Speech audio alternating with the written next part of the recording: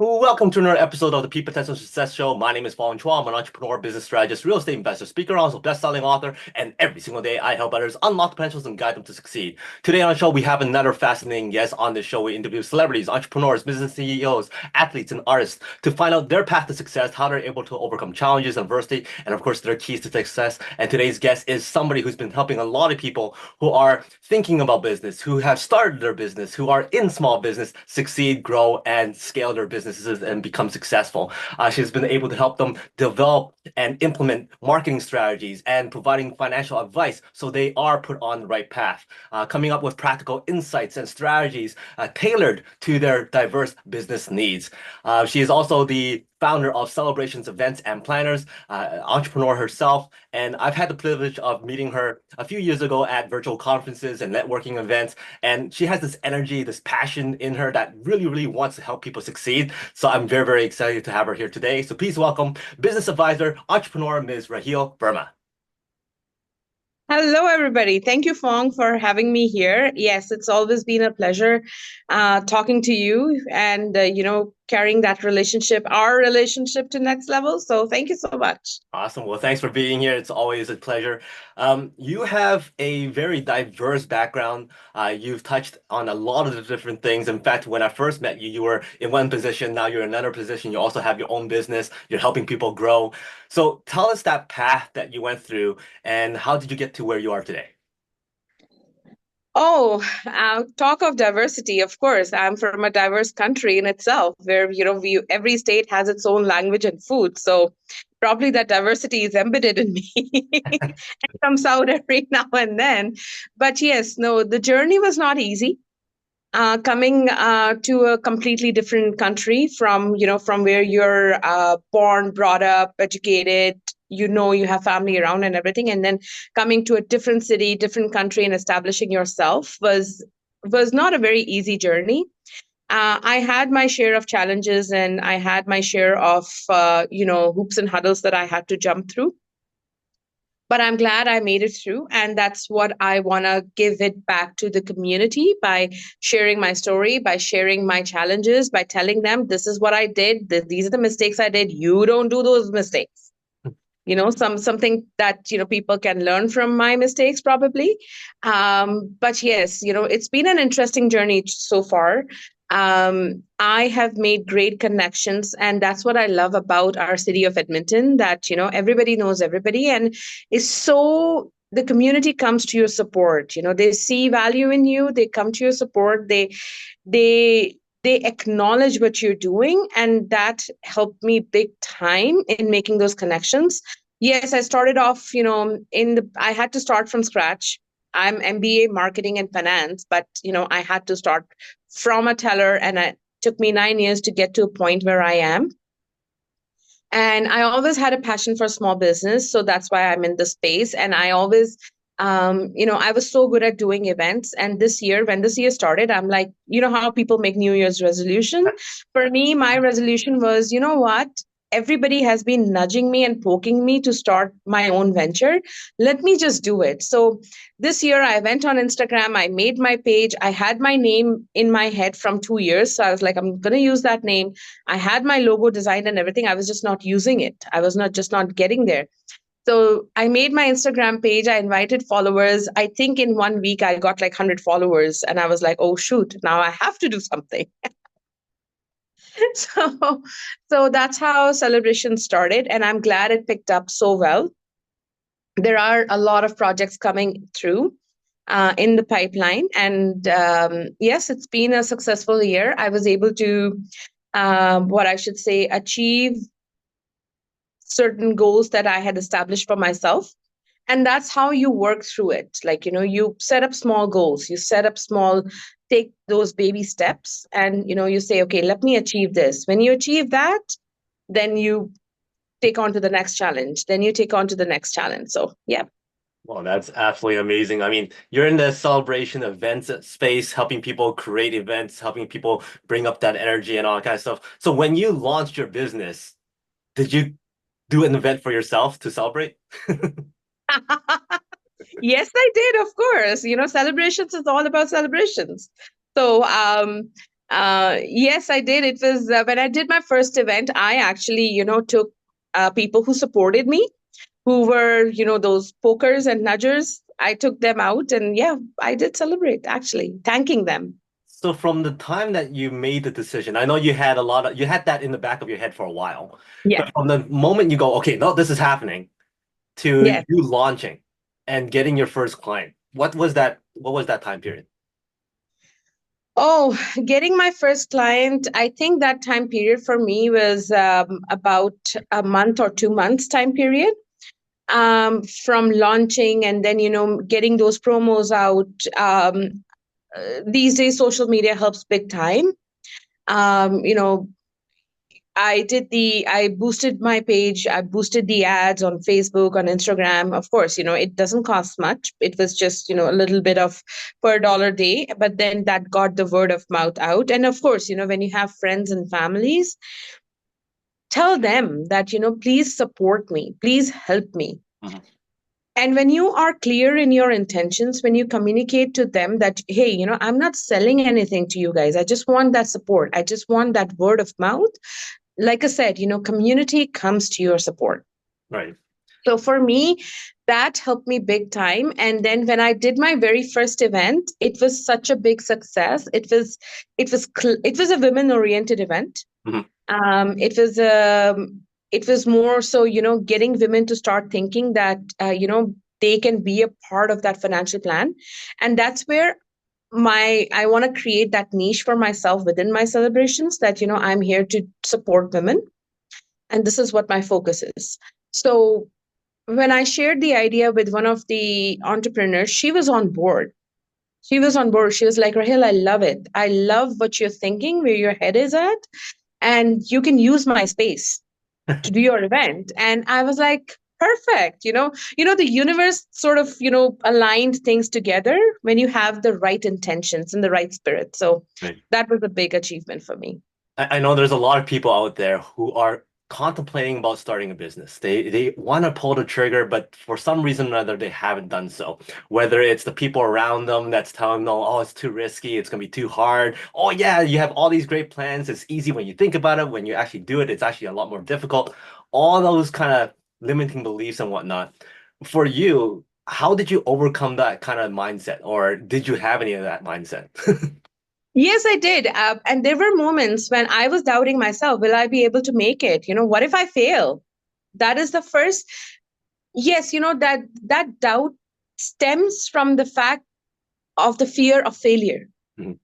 But then I said to myself, I will never know if I succeeded or failed till I take that step. It's like a baby. When babies start to learn to crawl or walk or stand up and walk, they fall down on behind. They fall down backward on their bum Right. many, many times. But do they not attempt it again and again? And that was the spirit I took my of course I have kids, so and I was like, what, if babies can make that attempt, why not I? If I fall, I'll stand up, I'll try to walk again. So the fear of failure is one thing that we all need to overcome when we are thinking of starting a business. You will not know. People say, at least you tried, Right. right? So taking that risk, taking that leap of faith is something that you have to overcome within. When you believe in yourself, automatically you start putting your actions, your thoughts in that positive direction. So that was something that I had to overcome myself. And that's why I was like, what? I'll make the page, I'll get the followers in. And as soon as I did that, I was like, oh, I have to. Now I have to make it through. So What was well, how did that feel? The very first post that you put out there? Because for me, I remember doing my very first video. I sat there for so long. I'm like, do I press post? Is it good enough? And I did that take over and over and over again before I even thought of it going out. So for you, how long did that take you to overcome? Okay, fine, whatever. I'm gonna close my eyes, I'm gonna post it and see what happens. well, it took me about 12 hours. Let's say I thought I made the video in the morning, and then by the night I was like, what? I'm just posting it. You sometimes just have to do it. Right. You it's like when you learn to swim, jump in the water. You can see YouTube videos and everything about, this is how you bubble, but unless you do it, you'll not know it. Right. So just do it. Like, just do it. Nike's ad, just do it. Now, I know you have a very diverse background with regards to like business mindset and the numbers, the strategies, the planning, and all that kind of stuff before you actually launch your company.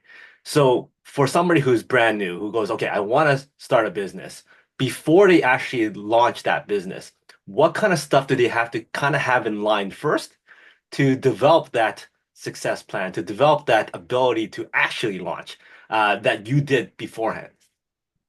So what I did was, of course, I did a lot of background work.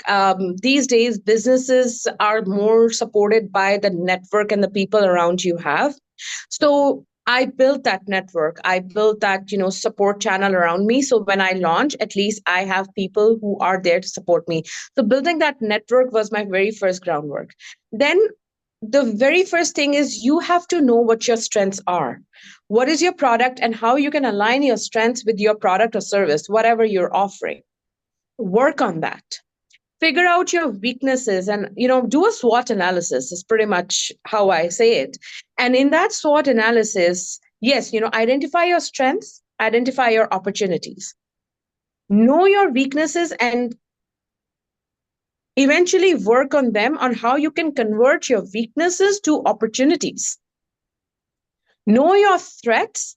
So those opportunities will now become your strengths and those threats will be taken away. So that was one thing that I actually had to sit down that, okay, what are the baby steps I can take? What is the, I can think of bringing, I don't know, Taylor Swift to Edmonton, but is that doable from the get-go?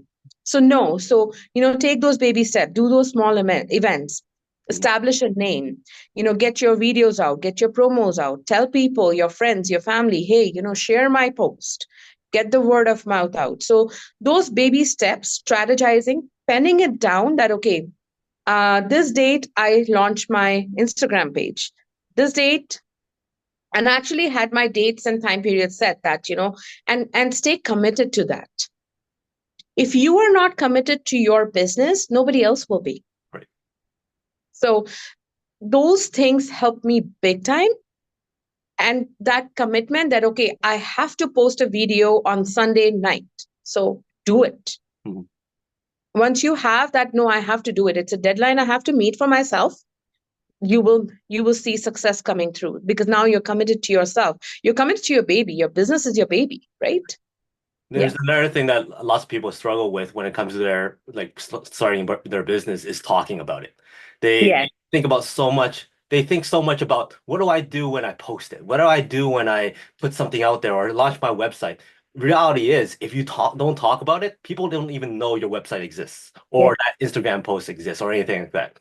So people who are struggling with that mindset, going out there talking to people, or struggling with the whole sales mindset, how do you overcome that, or how do you help people overcome that barrier? Again, when you are, like I said, your business is your baby. If you are not committed, um, if you are not taking that risk, don't do it then. Pretty much don't do it. Mhm. But yes, when you are ready to take that risk, you have to understand that there is no harm in asking for that referral, that business, that, and if what max a person will do, maximum they'll say no. That's it, Right. right? So you should be ready to take that no and move on from there Mhm. and not take that no to your heart and sit and they think that, oh my God, I asked five people and they all said no to me. What do I do? I'm a failure. No, don't let that negativity sink in you. Move on. Mhm. Don't say, if five people said me no, I'll go to 15 more people. So, because understand it like this, you always drive a car in the forward drive mode. You never drive a car in a reverse mode and try to go forward. So that's the analogy I give here. And I'll share a little story here. When I first came to Canada, I was applying for jobs. I was like in my hi that I'm MBA marketing and finance. I have so much experience. I should be able to get a job. For 3 months, I kept hitting no. Everywhere I would go, I would just get a no. But that didn't pull me down. Every time I would get a no, I would apply in 10 more places. That somebody will say yes. And that hope actually came alive when I first got my first offer letter. So, yes, don't take criticism, don't take negativity and let it sink in. Mhm. Stay positive and let that no or that criticism motivate you to reach out further. Is what worked for me. And whoever I train and coach, it works for them too, because they're like, yeah, no, you're right. People will say no, people will criticize you, but move on. Right. That's a very, very powerful message and something that lots of people dwell too much time into. When negativity or rejections come, they start to stop doing what they're doing and they Yeah. don't progress. Now, you're in a space right now that has access to a lot of resources, a lot of support for people who are just starting, who are thinking about business and all that kind of stuff that most people don't know is actually there. They don't know that the support is there. They don't know that the advice and the advisors and the coaches are there because one, it doesn't get talked about a lot. Two, they don't ask about it. And three, most people don't really recommend it that much. Like you don't hear that much talk about what kind of services are there for sometimes completely free. So what are people missing when it comes to starting their business about with regards to the support that's actually there and available to them? So, I'm so glad you brought it up. I was just talking about it 2 days ago at one of our events. So, um, of course, I work for Scotiabank, and we have Scotiabank Women Initiative. And as a part of it, I was talking about it that, when you're ready to start a business, of course, you will have coaches and guides around you. You could be your family member, could be a friend, could be a teacher you had, or whatever. But at the same time, go talk to the industry professionals. And when I say industry professionals, like go talk to an accountant, see what their thought process is, see if you should be a sole proprietor or if you should incorporate. That's a big piece of advice right there. Because now, whatever you're making, how are you going to pay taxes on it? Right. Right? Go talk to your whichever financial institution you are with, see if there is a business advisor in there, somebody who in my space. That's what I do. I sit down with people and I tell them that, hey, okay, yeah, this is how you're starting your business. Let's say, I'll give an example here. Let's say somebody is trying to put up a franchise, a Pizza Hut or Domino's franchise. There are programs out in the market for that. There is a Franchise Plus program. There is a Canadian small business financing program available where they give like up to 90% funding. So knowing those resources, now 90%, you're only responsible for 10% as compared to what you may be thinking. Oh, I will probably use all my savings and, put my house on debt and use those savings. So no, there are resources, there are programs available out there. Go talk to your financial institution. Go talk to somebody who is the industry expert. Right. And ask them, this is what I'm thinking. How should I proceed with it? What are my options? What are the grants available? There are so many grants available out in the market. Again, connecting with the right people, taking the right advice is very vital in those initial stages of your business. And especially women, a lot of women, when they start their business, they say, okay, you know what? I'm going to ask money from my friend, or I'm going to use the savings we have. Don't do that. Find out what are my resources, what are the programs that are available out there that support women entrepreneurs. Right. And a lot of times people think that they're all on their own. Aside Yeah. from the family support and friend supports that they have, all of a sudden that because they're usually the one, let's say the one black sheep in the family that decides to do something like that, and everybody else is like, yeah, we support you, but in reality, they're like, well, we don't really know how to support you, but yeah, go. The person who's starting the business feels alone. And you mentioned a few times about, okay, go talk to those industry leaders, go talk to those advisors and whatnot. Now, there's this mindset from the general public that, oh, if I go to a bank or an institute to look for support, then that person that I'm asking for advice from may or may not be actually a franchise owner or may not be an entrepreneur and have businesses on their own. Is that true? Like, are these people that actually has all these backgrounds so that they can guide these people along, or are they just, people in that spot selling a package, selling a product to them?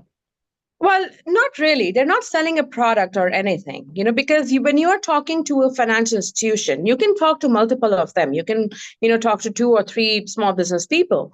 They're not trying to sell you anything. And also, when you're sitting and talking to them, you're not obliged Right. to sign up for anything. And nobody is going to say, okay, I'm not going to let you leave the chair till you sign this document for me. No. But here's the thing, it's we are in this space, and when I say we, it's like people like myself. We are in the space, we are in and out, doing these things in and out in our, so I can wake up in my sleep and I can tell you that, okay, if you're planning to set up a daycare, this is a program available. If you're planning to set up a franchise, this is a program available. Right. So we are doing these things in and out. It's an expertise that we have gained in all these years. It's the experience that we come with. So yes, I may not be a franchise owner myself, but I may be aware, because of the space I am in, because of the trends that I have to keep up myself with, the qualifications that I have to keep updating myself with, that allows me to give that expertise advice and tell them, okay, these are your options. These are your options with A bank, B bank, C bank. You choose what suits your needs the best, what check marks all your boxes the best. And also what's nice about that is you personally also have connections to multiple business owners and entrepreneurs and potentially franchise owners or owners of daycare centers and all that kind of stuff that you could connect them with so that they have somebody to that kind of bounce ideas off of. Yeah, and that's what I do too. Somebody was there the other day in my office and they were asking, Rahil, do you know of a good accountant? I'm like, yeah, sure. Here's the list, of 3, 4 accountants I know personally, and I know that, they will really support you. Go talk to them. Choose whichever one you like, whichever one your, aura aligns with, and go ahead with that. So no, for sure. Awesome. And I like how you said, here's a list. Here's 3 or 4 that for you to choose from. Because sometimes it bugs me when I ask something and they go, here's my recommendation, and just one. I'm like, well, thanks. Like I like to kind of vet them out myself to see which one's a good fit. So that's great. Now, when it comes to coaching and mentorship and all that kind of stuff, why is that so important? Because I know people go, okay, yeah, we feel alone starting a business. Yeah, we feel alone doing this and that. How important is having that coach, that mentor to guide you along? How did that impact you with your business? Well, first of all, I would like to, break the myth around a coach or a mentor. Who's a coach? Who's a mentor? Somebody who guides you, somebody who has that experience, somebody who can see what you cannot see. That bird's eye view, that helicopter view, the top view. Because when you are starting business, your vision may be so narrow, you may be so focused on 1 or 2 things. But if you have somebody to guide you, to tell you that, okay, if you go this pathway, this is what will happen. If you go this pathway, these are the pros and cons. Or yes, you may have zillion ideas. Let's take one idea and work through it. That is so what a coach or a mentor could be anybody. Could be your parents, could be, your friend, your spouse, your partner, could be anybody, or could be a paid coach or a mentor. But what they can tell you is they can actually channelizing all your thoughts, because when you're starting a business, and this is what happened with me. When I was starting my business, I had a new thought every hour. I was like, I can do this, I can do this, I can do this, I can do this. But then I actually had my friend who, said to me, I love what your thought process is. I love, how creative you are, but let's work on one idea first. So my friend, she actually channelized my energy in implementing and executing that one thought process. And that's what a good coach or a mentor would bring to the table. They would also bring to the table that, okay, these are the mistakes that I did in my space that probably you can learn from. These are the experiences that I had that probably you can learn from. This is how you can build your network. This is how you can ask for referrals. So, yeah. Awesome. That leads right into my next question, and that is, what are some of the mistakes that you've personally gone through and you go, ah, I should have done this, or that you had a big like learning moment from? Oh, that's a very good question. You know what? When you're starting a business, and especially a service business, like something like myself, the very first mistake I did was the very first client I talked to, I was all excited and I was like, all yay. And, yeah, I got a client and everything. And I ended up opening all my cards in front of that client without signing a contract. So get a contract in place. Get them to sign the contract and then proceed further was my biggest learning lesson. And my biggest, in the same process, my another learning lesson was never share your partners from the get-go, because somebody can reach out from your back directly. Right. Then why do they need you? Right? So think of those aspects as well. I learned it from my mistake. And now every time I go talk to anybody, I'm like, this is a contract we sign first, and then we proceed. Because what I did was I put in all the effort. I got all the plans laid out and everything. When I went to see the client again, and then the client was like, oh, no, the plan has changed. Who are you doing for catering? Who are you doing for decor? Who are you doing for this? And I ended up giving that information. And at the end, I ended up dropping the client because I was like, this is not going anywhere. Right. Every time I come see you, you have a different plan, which is not communicated to me. So yeah, no, get a contract in place. Never share, lay all your cards out till you actually come to the execution. That's true. Was the biggest and I lesson. think that's a very common mistake that lots of people have when they first start out. They're so excited and they just keep on talking and talking and talking. And all of a sudden it's like, oh shoot, I gave everything away already. Yeah. You mentioned it before, and one of your passions right now is to help women really get into the business space. And you mentioned a little bit of the support that's there.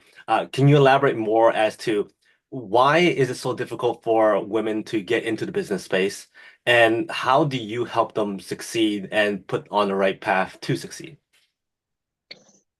So first of all, it's the bias that comes along with women in business, that can really women run a business. How is she gonna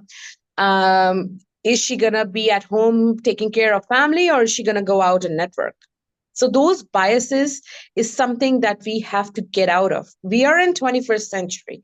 We are talking of advancement, AI, and yada, yada, yada. And yet somehow in our thought processes, we are a couple of years behind still. So it's that bias that we have to overcome. As a woman myself too, when I decided that, okay, I'll start my business, I had to actually sit down with my family and tell them that, there'll be days that I'll be gone. Are you okay with that? You tell me that, yes, you want me to start this business, but then these are the things that my business will come with. I will have to go for networking events. I may have to travel outside the city for my business. If you're okay to do that, I'm okay to start. So we have to overcome that bias. That's number one thing. Number two thing I can speak for is, for an example, I work for Scotiabank, and we have a Scotiabank Women Initiative where we do support women entrepreneurs through unbiased access to capital, which means, we have separate funds allocated within the bank for women entrepreneurs. If the credit case makes sense, then for sure we allocate those funds for women entrepreneurs. And so far, since 2018, we have allocated about $8 billion. Oh, wow. To 25,000 women entrepreneurs. So that's the support that's out there. Then there are mentorship programs designed for women. There are women networking groups that work dedicatedly to support women entrepreneurs. And, yes, when I say networking groups, they provide you a platform where you can go meet other like-minded entrepreneur women, but it doesn't guarantee anything till you guarantee yourself. Right?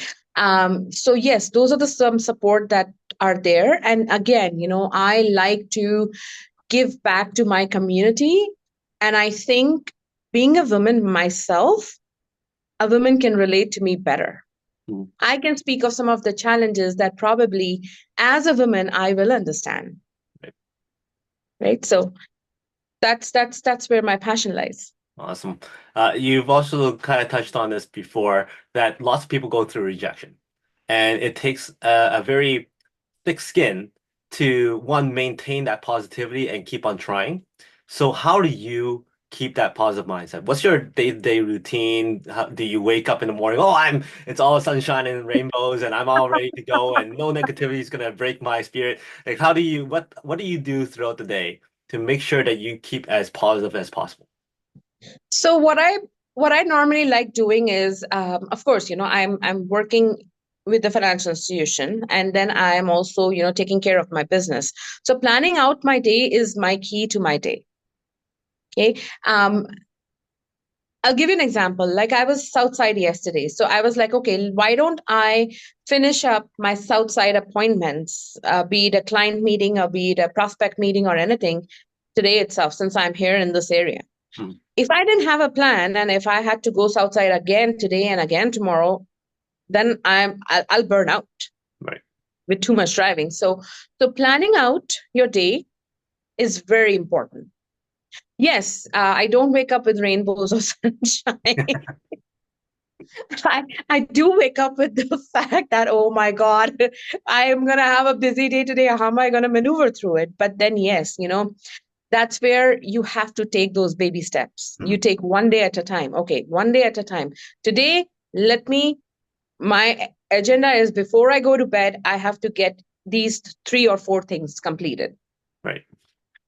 When you think of that, then automatically you plan for that. Is how I plan for my day. And then, talking about accepting those rejections, does it hit me? Yes, it does hit me. If I am going for a big deal and that doesn't happen and somebody else gets that deal, I do feel bad too. But then I'm like, I cannot keep feeling bad. How much bad can I feel? So I try to divert my mind. Music is my passion. The music helps me big time. Hmm. I listen to whatever mood is, whatever my song or my favorite music is. I love dancing. I used to teach dancing for 2 years in Edmonton. So sometimes I dance it out. Sometimes I love playing tennis. So sometimes I call my friend and I'm like, hey, you want to go for a game? Let's hit some balls. So those are my emotions I'm hitting through. Stupid So deal. Why didn't it go through? Come on. exactly. So you have to get it out of your system, Right. because the more you keep it inside, the more it's going to keep bothering you. So find ways, find that out. Could be talking to a friend, could be, I don't know, chugging a full bottle of wine down your throat. To each their own, whichever way works. Yes, whichever way it works, get it out of your system. Mhm. Um, let's say we put you on the world stage and you had only one message to share. What would that message that you want everybody to remember right here for? The one message that I would love to share is, you are your biggest blockage and you will be your biggest advocate. If you don't step up for yourself, nobody else will. Mhm. If you don't show that you have that fight, that fire, that hunger in you, nobody else is going to come feed that, is my biggest message. So you decide if you want to be your own blockage or you want to be your own success, a legacy that your kids can talk about, that was my mom. Awesome. Great words to live by. Before I let you go, I know you have lots of businesses to help and help lots of people grow their businesses, but I got 5 quick questions for you. Give me the first thing that comes to mind. You're stranded on a deserted island, one food to eat for the rest of your life, no consequence. Mango. Hollywood calls and goes, "Hey, Rahil, we love your story. We want to do a biopic of you. Who would you cast to play you?" Oh, that's a good Catherine Zeta-Jones. Catherine Zeta-Jones shows up at your door and goes, "Hey, I got casted to play you. Let's hang out. Let's have some fun." And you go, "Hey, no worries. I got the whole night planned out." What does that look like?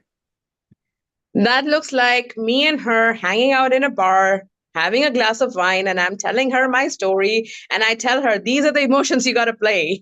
The wine will bring the emotions out. All comes out. Uh, she's hungry, and you go, "Hey, no problem. Just come back to my place. I'm gonna fix you my special dish." What's that special dish?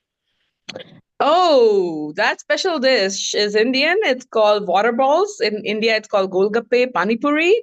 Huh? And that's what I'm going to feed her with. Awesome.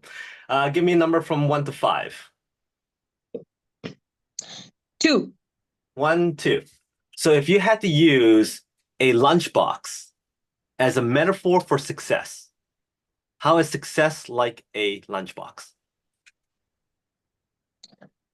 Oh, that's a difficult one. So, of course, I'll have mangoes in there. Why mangoes? It's seasonal, but it's the food that it's a fruit that everybody craves for. And when it's out there, I think everybody loves it, probably.